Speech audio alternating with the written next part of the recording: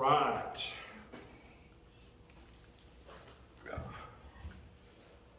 This week we are going over spiritual discipline, charitable giving, and serving others. So we'll read from the form. Important points. I am grouping acts of service with financial giving for a couple of reasons. For one thing, giving of time and energy feels similar to me as giving of my money. I never really feel like I have extra of either one. They must all be budgeted and used wisely. I tend to be stingy, in other words. I also think that financial support and actual service to our fellow man can be seen as almost interchangeable. For example, I don't have the skills or the time off work to help clean up after a massive flood in another part of the country, but I can donate money to help someone else go. I don't have enough money to help buy groceries for my entire neighborhood, but I can spend a couple hours a week working in the garden so that we all have a little bit more fresh produce. As always, we look to Jesus as our pattern of how to live and behave. While on earth, Jesus gave his time and attention to literal multitudes of people for teaching, healing, feeding the hungry, and more. If we are to live like him, we should at least try to give like him. Furthermore, we are told that the gates of Hades should not prevail against the church. Matthew 16:18. We are also told to pray for God's will to be done on earth as it is in heaven. Matthew 6:10. Could both these things look like better loving our neighbors? If we actively, physically love our neighbors through our gifts of time, talents, and material goods, that would make our lives better reflect that of Christ. I believe so. Another aspect of giving could be in the proper use of our individual talents and spiritual gifts. Beyond our other individual talents such as public speaking, musical ability, etc., we are also given specific talents to be used for the work of ministry as described by Ephesians chapter 4, verse 16. Details the effective working by which every part does its share causes growth of the body for the edifying of itself in love. God is all-powerful and does not actually need us to do anything for him. These giftings are our opportunities to work alongside him. Taking these opportunities to use his gifts to spread his kingdom is an excellent way to honor him and also mirrors his generosity to us. We are given these gifts.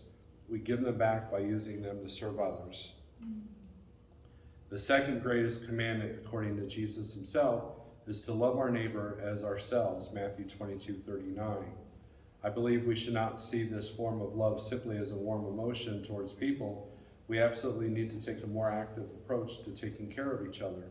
Remember, Jesus to the lawyer who asked, "And who is my neighbor?" in Luke 10:29.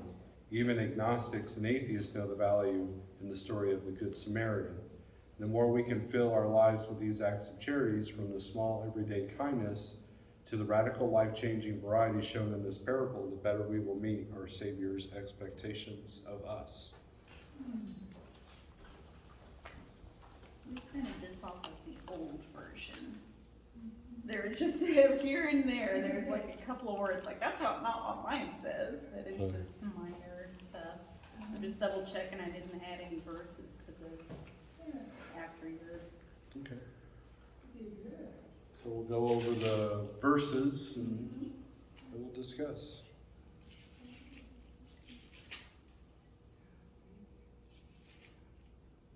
Okay. Yeah, they're all the same. All right. But I may have changed. There might be something on the next page that's changed, so. Sorry. Shall I read the second page, then go to the verses, or what? No, let's do the verses first, and then we can talk about the tips and techniques. Okay. First verse is John 3:16 to 17. Which everybody should know that one. Yes. First one. Let's do it by memory.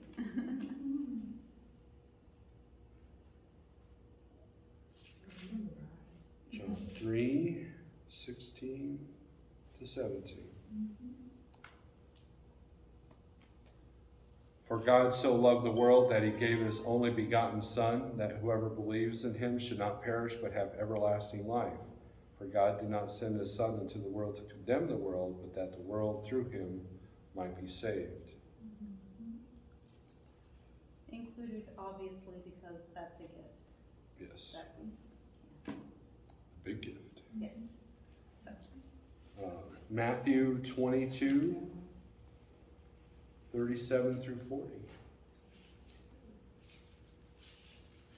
it's kind of fun because I wrote this long enough ago that I don't remember what these verses are. Just like, oh, let's see what this is. It's like, That is. You get to go back over. yeah, like, oh, a surprise. I hope it's good. All right. Jesus said to him, "You shall love the Lord your God with all your heart and with all your soul and with all your mind. This is the first and great commandment. And the second is like it. You shall love your neighbor as yourself. On these two commandments hang all the law and the prophets." The next verse is James 2, 15 to 17.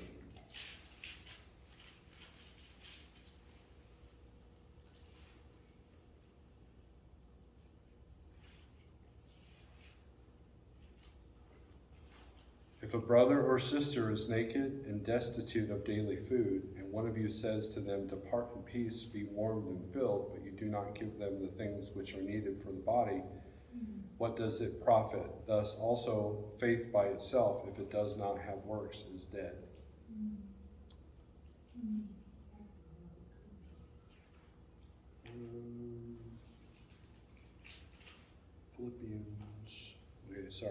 Philippians 2, verses 3 and 4.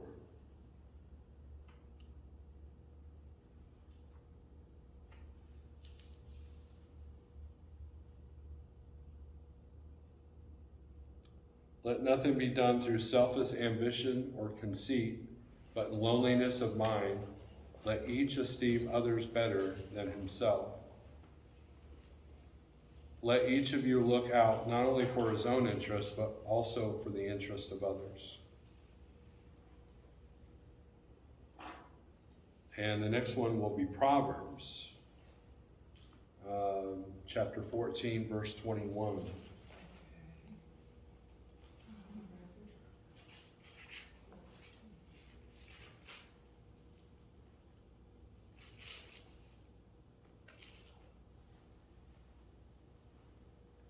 He who despises his neighbor sins, but he who has mercy on the poor, happy is he. The next one is Ezekiel 16, verse 49.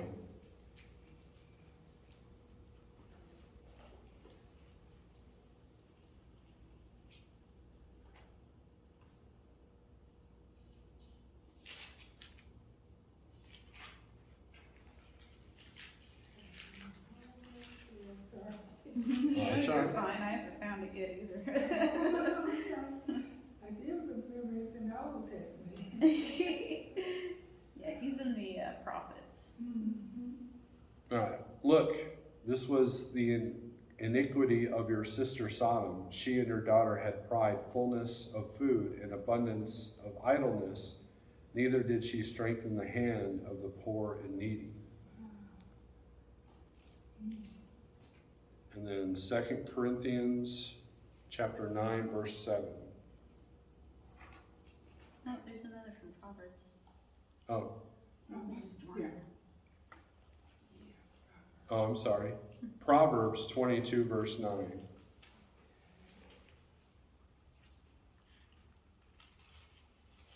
Wait, is that the one you just read? I think so. What, 22 verse 9? No, it's not. Never mind. Never mind.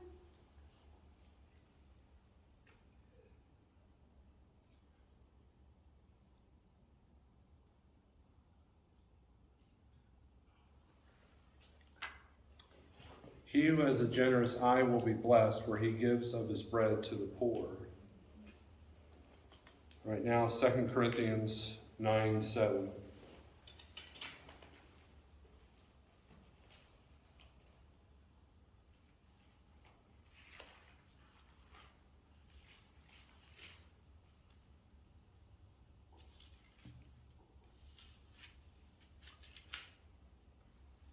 So let each one give as he purposes in his heart, not grudgingly or of necessity, for God loves a cheerful giver. And yeah.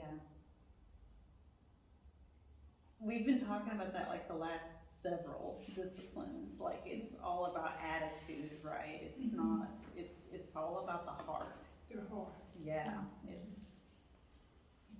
I almost feel like it's not even so much for the other people that are helped as it is for ourselves. Almost. But I don't know. I'm not sure about that. That's just the suspicion I have. Okay. Because Jesus cares very, very much about the position of our heart. Hearts. Yeah. That's what I've been seeing as I put this together. Next one is Mark 10, 43 through 45.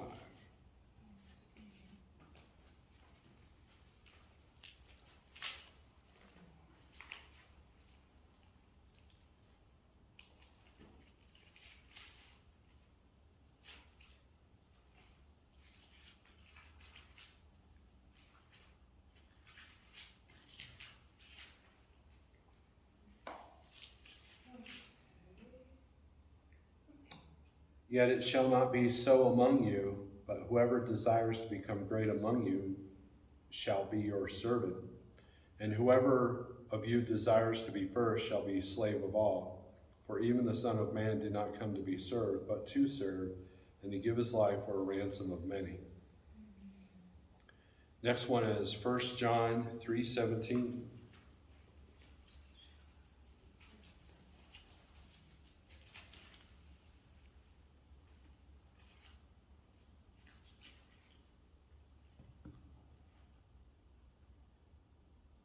But whoever has this world's goods and sees his brother in need and shuts up his heart from him, how does the love of God abide in him? And then the next one is Micah 6:8.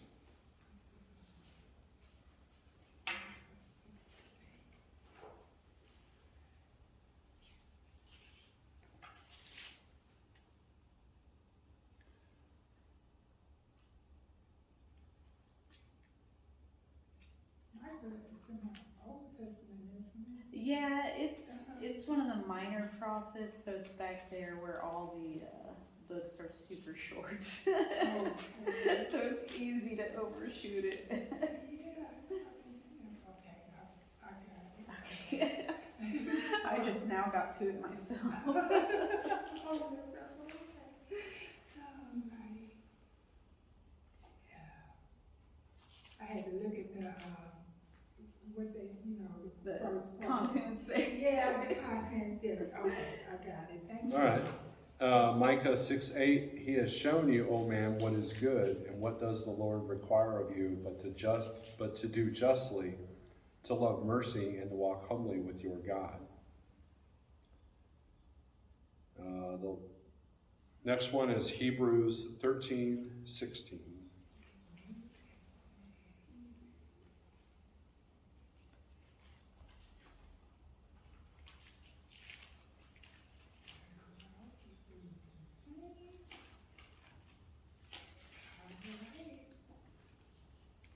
Wait for me. Oh, okay, I'm sorry. I'm not there yet.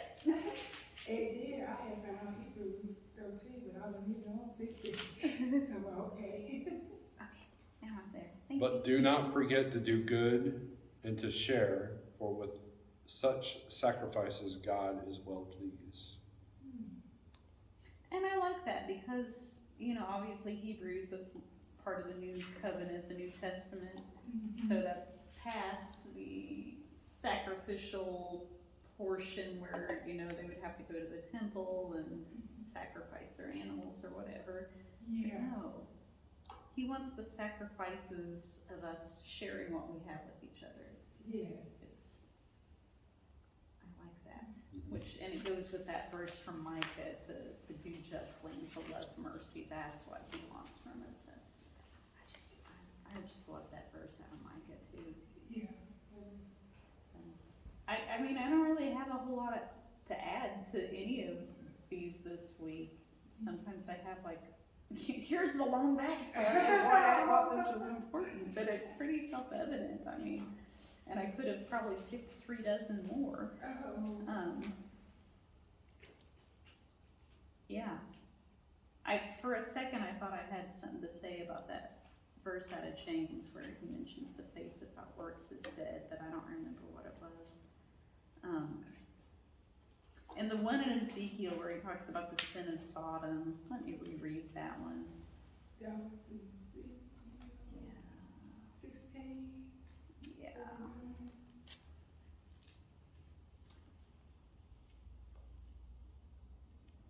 Because something jumped out at me as we were reading it, but now I don't remember for sure what it was.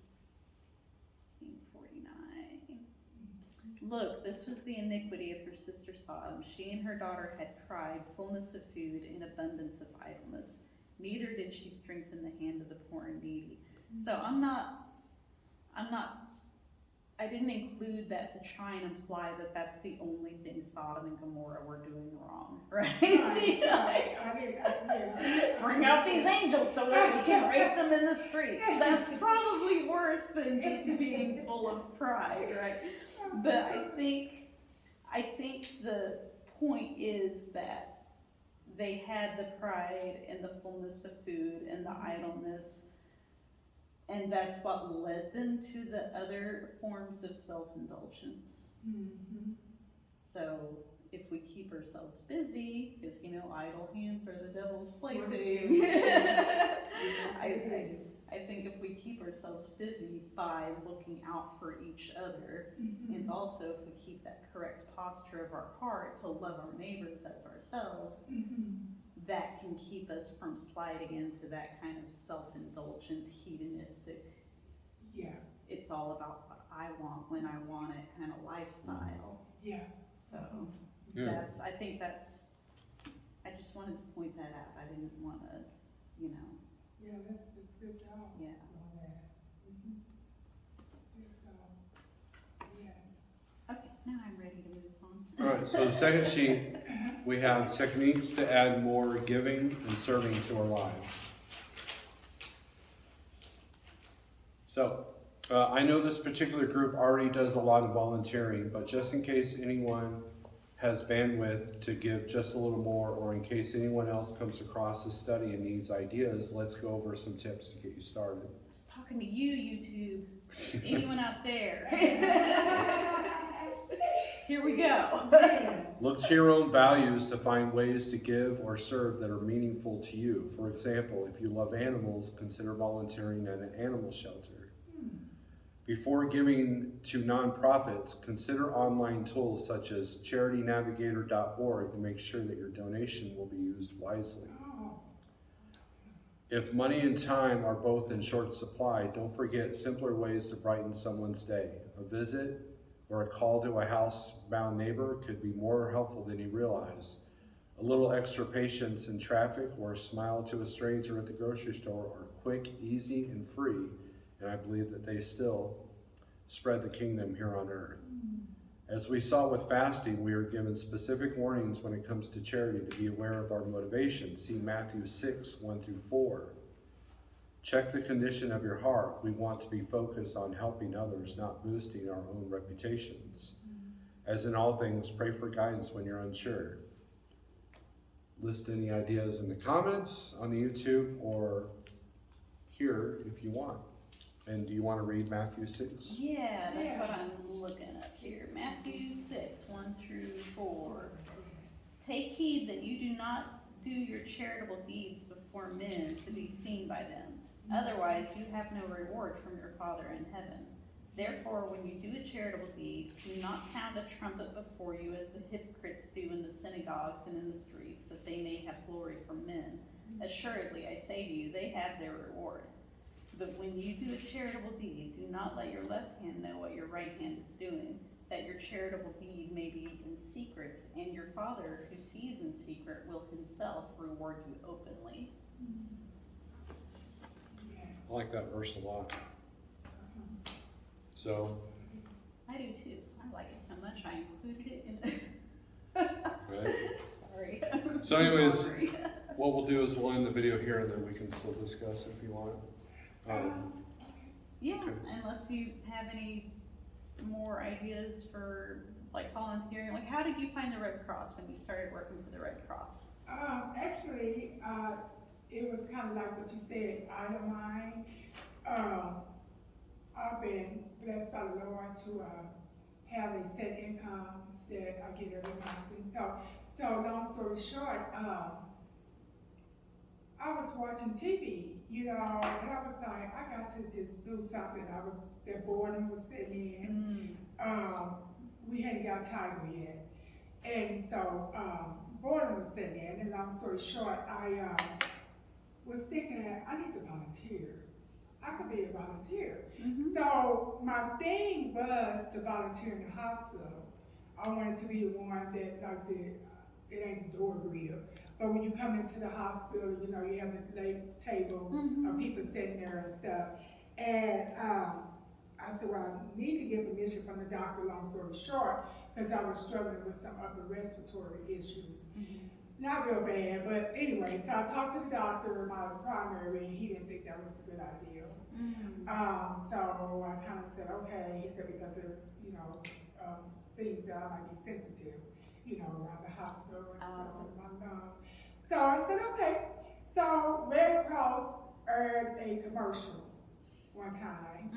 And I can't remember if it was a disaster or whatever, but I thought, Red Cross take volunteers. And I went up and I spoke with them. Back then it was open. The offices of us West Bypass, and I went up and spoke with them, and they was like, yeah, we always need more volunteers. Nice. And that's how I became a volunteer with American Red Cross, and that was in 2015. And in February, I celebrated 10 years as a volunteer. Oh, that's awesome. Yeah. I started off as a caseworker. God is so good. He really put me there. I started off as a caseworker for disasters. That didn't work because computer-wise, it's a lot of info to put in. And so they were needing help at the front desk as a receptionist. And as you all know, I love to talk.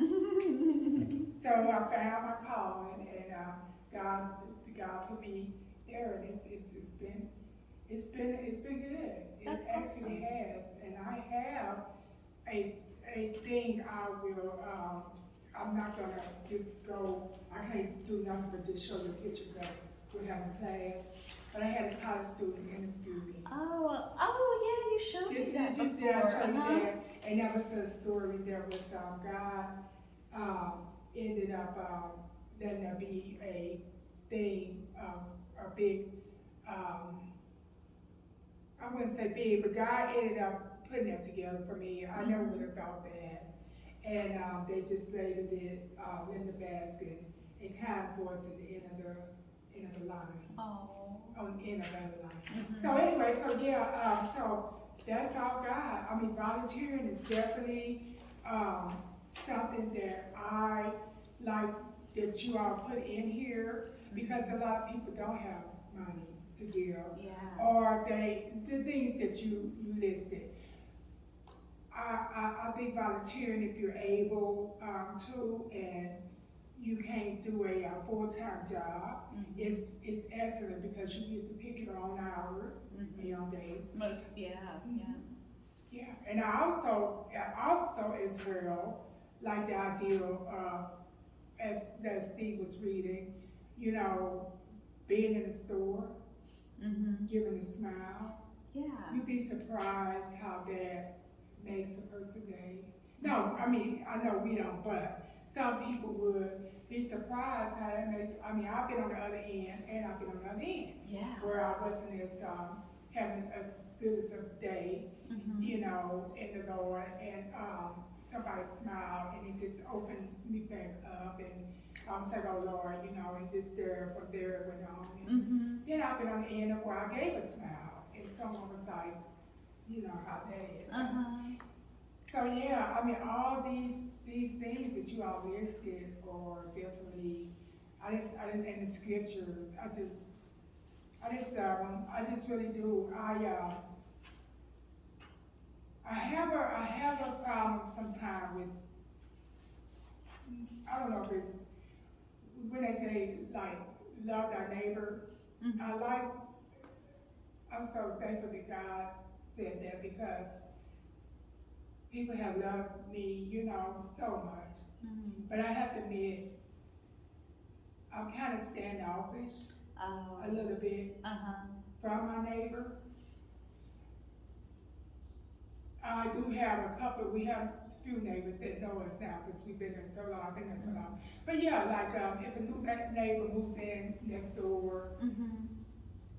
I, I'm kind of like, well, I gotta check this person out first and Uh-huh. see, and really God wants us to be the one to say, hi, how you doing? Like my neighbor did us when we moved in, came over and introduced himself. My name is Marty, and nice to meet you guys. After we gave our name, if you need anything, that's very neighborly. So I struggle with that sometimes. I think we all have our struggles. I mean, like I could tithe probably a little bit better, and what it was mentioned at the beginning of this, like I have some musical abilities that I've donated time to. Oh yeah. So Oh yeah. I'm learning songs I don't know, songs I've never really heard before, and so I spend about half an hour a day working on that, and and it's been powerful for me, but also I think it's helped the worship service quite a bit. Giving us a more full sound up there, and The public speaking part was about you too. public speaking part. That's what I'm not That whole shy. paragraph was about you. Yeah, I kind of assumed that, but I know how to talk to a crowd, I guess, which is odd because I'm fairly shy. Yeah. Like I don't talk to everybody. Like new people come through the door, I'm not the first one to greet them, and but put a microphone behind me and then can't get me to shut up. Well, that ended up being, God. That ended up being God. Yeah. And you're using it for his work, so that's what you're supposed to do, I think. And I will say that is hard. I mean, I would imagine like the music. The music to me would be, like you said, you don't know the songs. I mean, of course you get to know them and stuff. But yeah, that would be a challenge for me. It's like, I'll be like, Well, the challenge for me is that, and forgive me for saying this, but a lot of Christian contemporary music all sounds the same to me, right? And I'm sure that if you listen to my music, it probably would all sound the same to you, right? Every one of these bands sounds like shoes in a dryer. Yeah, so, Billy said. Yeah, so what was interesting is that the first time I worked on a song, you can ask her, I had a little fit. I'm like, I can't do this. I'm having trouble. I'm struggling. This isn't going to be any good, And then I said, okay, shut up, sit down, let's do this. And I got through it, and then these songs that I couldn't remember past me just listening to them once started to enter my head. They started to be like an earworm, just it lingered in my head. And so God has given me this gift. It's like, okay, let me help you out with this. I feel you. So let's put these songs in your head, the ones that you're working on. And that's actually helped. So now I've got a folder of, that thick of songs that Mark prints out for me. Wow. Have I memorized them? No. But at the same time, the songs that we've played before, when we return to them, once the first line is played, then it enters memory. Yeah. I still need the sheet for the most part for most of the songs, but it's nothing beyond my abilities. And it's also helped me return to my roots of my musical training to kind of reignite a lot of the things that I had forgotten, like theory and chord shapes and and that kind of thing. Okay, I'm lost. Yeah, All the technical. all the technical stuff. And then also, you know, there was a time where after work I would just want to zone out watching TV or doom scroll on my phone. Yeah. And here lately, the first thing I do after work is work on the music. You know, and if the songs are easy that week and I know these songs pretty good, I'll actually work on some extra songs. Oh. So hopefully one day I'll actually lead a service myself. So that's a secret. Shh. Don't tell Melanie. That's what I was thinking about John was the first thing. Yeah, quiet, shh, you two. So anyways, yeah, I saw that paragraph, and then when I did my testimonial up there, I only said half of what I really wanted to say, but speaking in front of a microphone is not new to me. So that's how God's using my gifts. I was like, well, let's take the quiet, scary dude in the corner and let's put him out front and give him a voice. And that's kind of what God's done for me. And it's through charity. Like, I'm not really doing it for my own ego or for my own. I guess the music can be kind of for my own outlet, which music is. Well, because you never loved the music, right? But at the same time, I'm giving time of the week dedicated to this. You know, went out, bought an amp, and you know, we went out and bought instruments for this venture, and you know, and the other way I feel like I tithe is, you know, we get the snacks.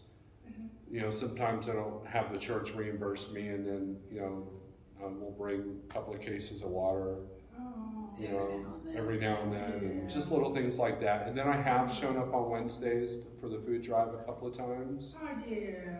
And it's interesting because I usually don't grab food for myself, and a lot of people look at me like, "Why don't you want anything for yourself?" Because I don't need it. Yeah. I'm here for the people. I'm here, you know, I'm here to serve, not serve myself. And there are people that volunteer that need the food, but they want to feel like they earn it, and that's great. And I tell these people, it's like, that's fine, that's great. I just, you know, if there's something extra at the end of the day, I'll bring some home. You know, but I want to make sure everybody's fed first before I get my piece. So that's part of that scripture that says, was that Sodom daughters? Well, no, that wasn't it, but it was somewhere in there that, you know, you don't want to just take, I guess, maybe I gathered that out of some of what was read. You don't want to just take from the poor. Right. Or the needy. Yeah. You know, and you know, you send it home with a whole thing of food in your icebox. Right, Yeah, exactly.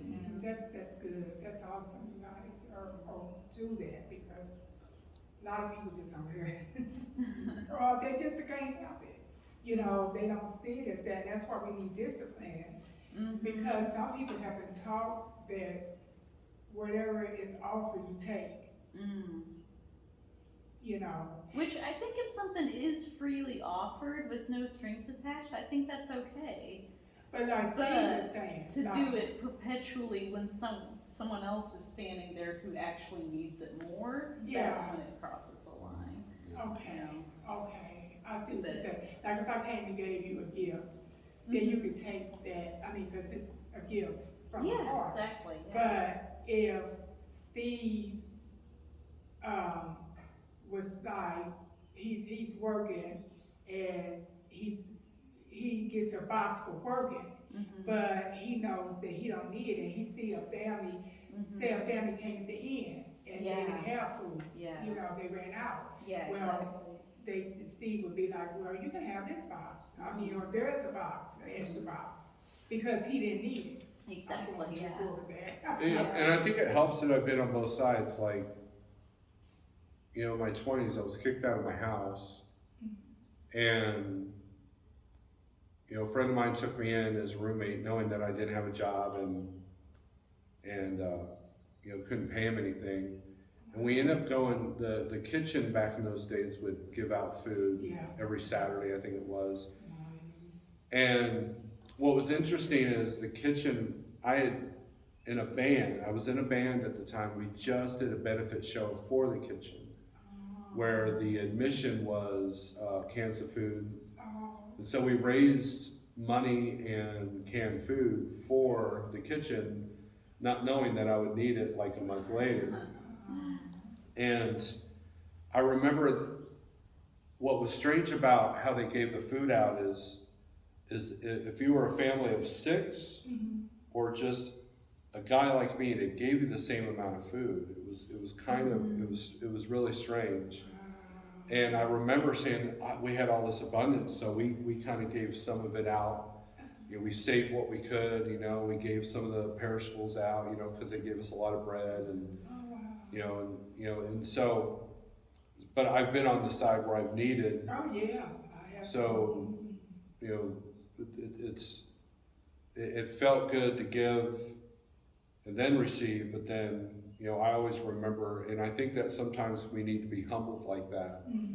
Like, you know, if you know, a lot of people can be insensitive to the homeless and make judgments that they're all drug addicts or whatever, but, you know, the other day I saw an old lady that she didn't look like a drug addict.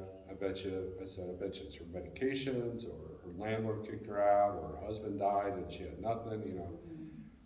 And so we're quick to make judgments, and you know it's tough, but There's that's a lot of people who are just like one missed paycheck away from just complete disaster, and it happens so easy. You know, your car breaks down and then you lose your job because you can't get there, or you know, break a leg and you can't work, and them other calls that comes in. You know, I was thinking as Steve was speaking, I've been on the other side too, where I was homeless and needy. And so if you want to say poor, but and I was here in Springfield. I'm not originally from here. I'm originally from St. Louis, but back then, I used to, you know, stay at the Missouri Hotel, and then I kind of moved out the Missouri Hotel, but I would just go down there and, you know, use the free lunch, or they had worked a lot with the mental health and stuff like that. Well, long story short, there was this guy, and I was back and forth with homelessness, you know, but this guy was just kind of like Scott, but I mean, you know, different, but he was homeless, and he just was a street person. And I never seen him hang with nobody. He had a little dog and a little puppy. And I would see him all the time, off and on, no matter where I went.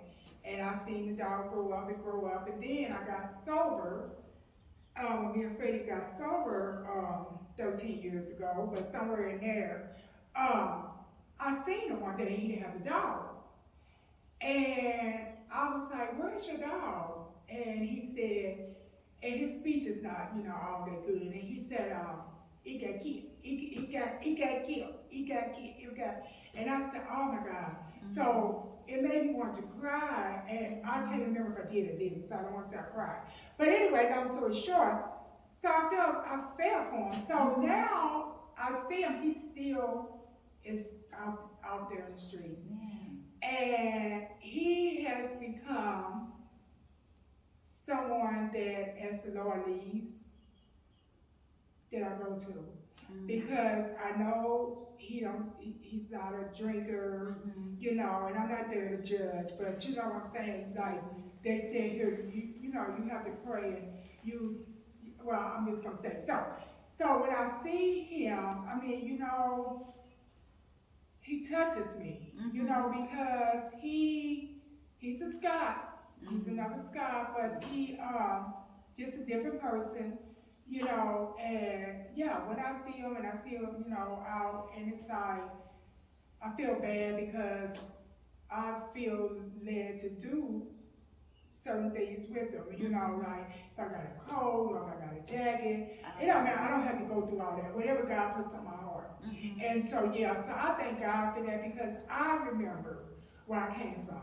See, I could see him and say, gosh, he's still on the streets? Yeah. I mean, man, I looked at me, I come where he was with the, you know, but I don't do that. God took that. And I think that's what this study's about. When I see him, I see the love of God. And I don't know what it is about him. I'm not trying to be funny, you know. He's just he's on my heart. And so, and like you said, the homeless, you know, we cannot judge because, well, like you know, not judge, but you just said some of them are you never know what might happen in our lives. And I sure wouldn't want nobody to do that to me and my husband. You know, we was in need, and we have both been, you know, and so yeah, this is such a good study. I mean, it's like a lot of things. The neighbor thing I need to work on. I need to warm up to my neighbors. I thought about this year getting addresses, going around, getting different addresses and people I wave to on the porch. And I don't know if I need to put my name on it. I'm not gonna put a name on it. And I hope I'm not disrespecting. But I just thought about doing Easter cards. Oh, that would be sweet. That's what I thought about for my neighbors. Just, some of them do know me, and I will put my name on them, because we do that. They send us cards. But some of them that I see and I wave, and they wave.